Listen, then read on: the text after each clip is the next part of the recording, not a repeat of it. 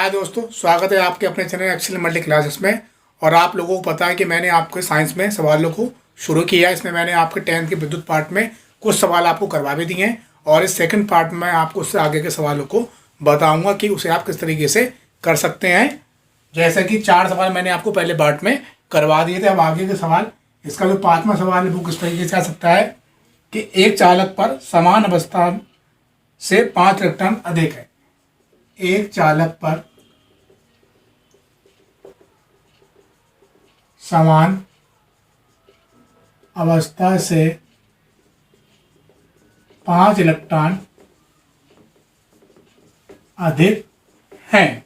ठीक है, चालक पर आवेश की मात्रा ज्ञात कीजिए। चालक पर आवेश की मात्रा ज्ञात करो। तो इसमें आपको वही क्या देखना है, सबसे पहले कि क्या क्या आपके सवाल में दे रखा है और आपको क्या निकालना है। हर सवाल में आपको एक ही बात ध्यान रखना है, जिस प्रकार से आपको मैथ के सवाल में ध्यान रखना पड़ता है, सेम टू सेम साइंस के सवाल में भी केवल यही है कि आपके क्या क्या मान दे रखे हैं और क्या चीज़ आपको निकालना है। जैसे कि दे रखा है कि एक चालक पर समान अवस्था में 5 इलेक्ट्रॉन अधिक है। इलेक्ट्रॉन की अधिकता कैसे दिखाई जाएगी? छोटे n से, n बराबर 5 इलेक्ट्रॉन। ठीक है, चालक पर आवेश की मात्रा सीधे पूछा है भैया, आवेश की मात्रा कैसे लिखी जाएगी? पता है आप लोगों को, Q से। इनने पूछा है Q क्या है, तो सूत्र होता है Q बराबर NE। ठीक है, Q बराबर N की वैल्यू 5, E का मान क्या होता है 1.6 × 10⁻⁻19 कूलम। वो आपको सवाल में हल करते टाइम नहीं लिखना है, तो सीधे सीधे आप मल्टीप्लाई कर दीजिए। 16 पंजे 80 10⁻⁻19। देखिए 16 पंजे 80 हो गए, 1 के बाद है तो आपने यहाँ पे भी 1 के बाद लगा दिया। जैसे कि मैंने आपको पहले वीडियो में ये बात बताई थी कि दशमलव के बाद 0 नहीं लिखा जाता। ये भी 8 है और अगर आप यहाँ से मिटा दोगे तो ये भी आपका 8 हो गया। तो क्या सीधे सीधे उत्तर आ गया कि 8 × 10⁻⁻19 आपका आ गया उत्तर। इसी प्रकार से जो उसका अगला सवाल होता है वो कैसे आ सकता है कि एक चालक में, जितने भी सवाल करवाए जाना है सारे सवाल आपके 10th की बुक में है, उसी से मैं देख के आपको करवा रहा हूँ, जिससे कि आपको 10th के सवालों को पेपर में हल करने आसान हो जाए। एक चालक में 1.6 एम्पियर की धारा प्रवाहित हो रही है। एम्पियर की धारा प्रवाहित हो रही है। प्रति सेकंड चालक से गुजरने वाले इलेक्ट्रॉनों की संख्या क्या होगी? ठीक है, प्रति सेकंड चालक से गुजरने वाले इलेक्ट्रॉनों की संख्या ज्ञात करो। क्या होगी? एक ही बात है। तो इसमें आपको देखिए क्या क्या मान दे रखा है और क्या आपको निकालना है। इसमें दे रखा है चालक में 1.6 एम्पियर की धारा कैसे लिखी जाएगी? I से 1.6 एम्पियर, ये इसका क्या होता है? मात्रक होता है। प्रति सेकंड, ध्यान रखना प्रति का मतलब होता है 1 सेकंड। अगर दे रखा है 300 सेकंड, 5 मिनट, 6 मिनट, तो आप सीधे सीधे मान दे रखेंगे। अगर सवाल में कहीं पे भी लिखा है प्रति सेकंड, ठीक है, बहुत से लोग समझते होंगे टाइम नहीं रखा सवाल में, तो टाइम दे रखा है प्रति सेकंड का मतलब होता है T बराबर 1 सेकंड। ठीक है ना। पूछा गया गुजरने वाले इलेक्ट्रॉनों की संख्या ज्ञात करो। इसमें भाई आपका पूछा गया इलेक्ट्रॉन कितने हैं, तो यानी कि n पूछा गया है। सूत्र है आपका ऐसा, इसमें I, T और n आता है। कोई सूत्र नहीं है, आपको पता होगा। एक सूत्र आपका होता है Q बराबर IT तथा और एक सूत्र आपका होता है Q बराबर NE। ठीक है, क्योंकि इसमें IT आ रहा है और n भी आ रहा है, लेकिन आपके सूत्र में एक में IT है और एक में n है। तो इस हालत में आप क्या करेंगे सवाल में? इस हालत में आप लिख देंगे Q के दोनों मान बराबर करने पर। ठीक है, Q बराबर IT दे रखा है, IT लिख दिया आपने। Q बराबर NE दे रखा है, NE लिख दिया आपने। ठीक है, अब सवाल में आप ये देख लीजिए कि निकलवा क्या रहा है। उसने पूछा है आपसे n, तो n निकलवाया जा रहा है, तो n आप यहाँ से निकाल लीजिए। और मैं बता चुका हूँ जो चीज़ जहाँ से निकाली जाती है उसके संग वाली चीज़ उसके बट्टे में गिर पड़ेगी, यानी कि IT और ये कहाँ जाएगा? इसके बट्टे में। एन बराबर आई की वैल्यू दे रखी है 1.6, ठीक है। टी की वैल्यू दे रखी है 1 सेकेंड और ए की वैल्यू 1.6 गुणा 10⁻⁻19 कूलम। 1.6 से 1.6 आराम से कट गया।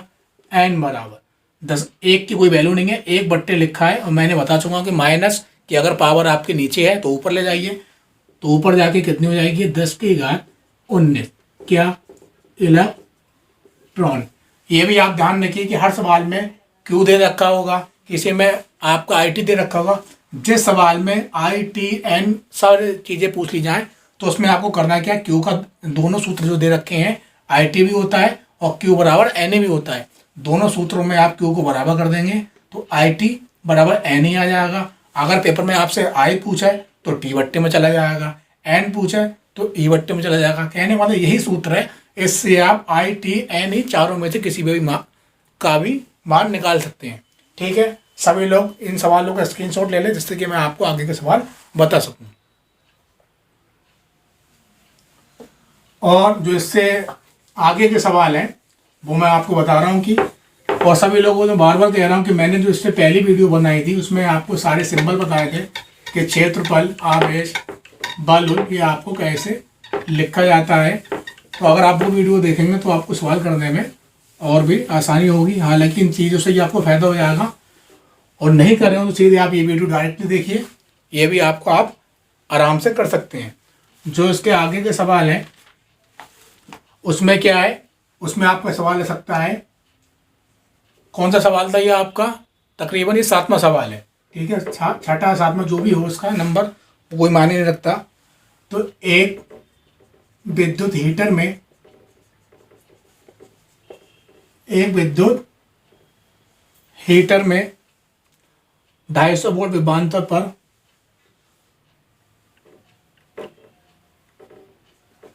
एक विद्युत हीटर में 250 वोल्ट विभवांतर पर 4.5 यानी कि 4.5 एम्पियर धारा प्रवाहित होती है। 4.5 एम्पियर धारा प्रवाहित होती है। तो हीटर की सामर्थ्य ज्ञात कीजिए। तो हीटर की सामर्थ्य ज्ञात की गणना कीजिए, ज्ञात करिए, एक ही बात है। इसमें भी आपको ये देखना है कि क्या क्या मान आपके सवाल में दे रखे हैं। सबसे पहले एक विद्युत हीटर में 250 वोल्ट, ये आपका कैसे लिखा जाएगा। पहली बात देखो, वोल्ट विभवांतर का मात्रक होता है। मैंने जो वीडियो में बताया तो उसमें ये बताया था कि विभवांतर इस वाली बी से लिखा जाता है, विक्ट्री वाली, आप इससे भी समझ सकते हो। और इसका मात्रक वोल्ट होता है, इससे भी आप समझ सकते हो। पहली बात तो सवालों में भी आपको सारे मात्रक, सारे सिंबल दे रखे हैं तो आप उसे भी इजीली याद कर सकते हो। तो बी बराबर आपका हो गया 250 वोल्ट, चाहे आप विभवांतर से भी लिख दीजिए चाहे वोल्ट से, कोई माने नहीं रखता। उसके बाद 4.5 एम्पियर, एम्पियर कैसे लिखा जाएगा आपका आई से। तो 4.5 एम्पियर की धारा प्रवाहित होती है। तो हीटर की सामर्थ्य, ये देखिए सामर्थ्य या शक्ति, मैं बता चुका हूँ सामर्थ्य या शक्ति कैसे लिखी जाएगी, पी से, क्योंकि पी का मतलब भी होता है पावर और पावर का मतलब होता है सामर्थ्य या शक्ति। तो पी बराबर आपको ज्ञात करना, सूत्र होता है पी बराबर बी आई, ठीक है। पी बराबर बस सारी चीजें आप उतार दीजिए, सूत्र तो जैसे सूत्र लगाओ फौरन सवाल हो जाएगा आपका। बी की वैल्यू 250 गुणा आई की वैल्यू 4.5 गुणा कर लो, बस 45 का पहाड़ा पढ़ो बैठ के भैया। क्या हुआ, 25 पंजे 125, हासिल लगे 12, 25 चौका 100 और 12 कितने हो गए आपके 112। जीरो से दशमलव खत्म हो जाता है, चाहे उतार दो।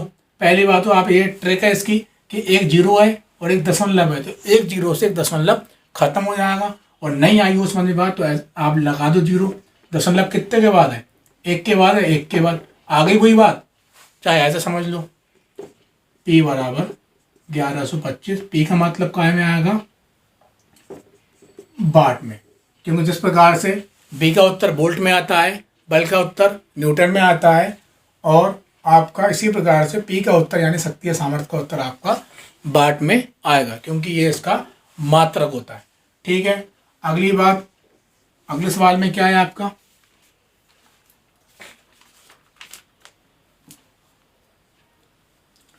दो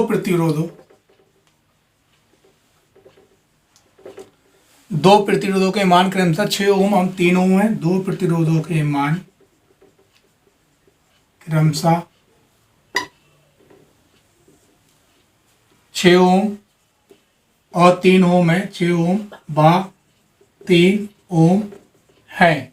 ठीक है, इनके संयोजन से बनने वाले अधिकतम व न्यूनतम प्रतिरोधों की गणना कीजिए। इनके संयोजन से बनने वाले अधिकतम तथा न्यूनतम प्रतिरोधों की गणना करो कि अधिकतम कब होगा मान इसका और इसका न्यूनतम मान कब होगा। तो आप डायरेक्टली ध्यान रखिए कि अधिकतम के लिए पहले आप इसमें उतार दीजिए। ये दे रखा है 6 ओम 3 ओम। ओम का ऐसे लिखा जाएगा तो R से R1 बराबर 6 ओम तथा R2 बराबर 3 ओम, क्योंकि जो प्रतिरोध होते हैं उसे आपको R1 R2 से ही दिखाना पड़ता है। और आपको कैसे करना है इसे, आप लिख दीजिए अधिकतम के लिए, अधिकतम प्रतिरोध के लिए इसे काय में लिखा जाएगा, श्रेणी क्रम में, श्रेणी क्रम में। और श्रेणी क्रम समांतर क्रम का फार्मूला क्या होता है आपको पता होना चाहिए, 10th की आपकी किताब में दे भी रखा है कि श्रेणी क्रम का फार्मूला होता है एक किस्म की सीरीज। ठीक है, अधिकतम प्रतिरोध के लिए आपका हो जाएगा सीधे R बराबर R1 R2 R3 R4 R5। ठीक है, हालांकि इसमें 1 2 दे रखा है तो आप जितने भी चाहिए हों आप उन पे उतार लें। मैंने ये केवल इसलिए लिखा था क्योंकि लोग समझते हैं 3 होते हैं, 4 5 6 7 8 सब होते हैं, वो तो एक किस्म के सीरीज जितने आप बल्ब लगा दीजिए। ठीक है, तो इसी प्रकार से अगर इसमें 2 ओम दे रखे हैं तो आपका R1 R2 हो जाएगा, एक और होता तो प्लस R3 हो जाता, अगला होता तो R4 हो जाता। तो हो गया आपका R बराबर R1 की वैल्यू 6, R2 की वैल्यू 3, क्या हो गया ये 6 3 9 ओम।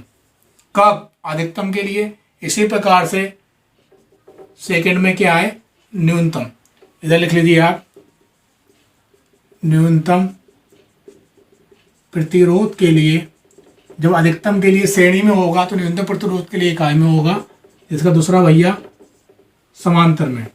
न्यूनतम प्रतिरोध के लिए समांतर क्रम में, और समांतर क्रम का सूत्र क्या होता है, बस R बराबर 1/R1 और 1/R2। जैसे कि एक आप ऐसे समझ सकते हैं, जैसे आपको जो आपकी बल्फियाँ लगी होती हैं वो सीरीज में होती हैं केवल, तो वो R1 R2 R3 R4 R5 इस तरीके से होती हैं। और समांतर क्रम का मतलब होता है जैसे घरों पे लगे होते हैं कि एक कमरे के ऊपर उसके नीचे, तो इस तरीके से आप समझ सकते हैं कि सीढ़ी का मतलब होता है line to line cable connect होते चले जाना, और समांतर में ऊपर नीचे, इसलिए इसका सूत्र भी ऊपर नीचे ही होता है, यानी 1/R1 प्लस 1/R2।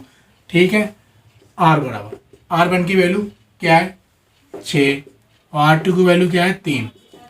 अब 6 और 3 का लाजा लो बैठ के, इसलिए इसीलिए मैंने आपको लाशा की भी एक वीडियो बना दी है जिसमें कि आप एक सबसे पहले बात ये गौर करिए, साइंस चल रही है और आ गई मैथ, तो सभी लोगों को मैथ में जो मेन चीज़ें हैं लाशा है मासा, उसकी वीडियो मैंने बना दी है, उसे देखिए, जिससे कि आपको मैथ में भी काम में आ वो चीज़ और आपके साइंस में भी। 6 और 3 का लाशा कितना हुआ 6, 6 कम 6 एक बार जा रहा है तो 1 बचा, 3 का बाड़ा 6 तो पढ़ो 3 दूनी 6, 2 बार जाए उस 2 के गुणा ऊपर वाले लेते, 2 1 कम 2, 2 1 3/6, 3 1 कम 3, 3 दूनी 6, यानी कि R बराबर कितना आ गया आपका 1/2 ओम।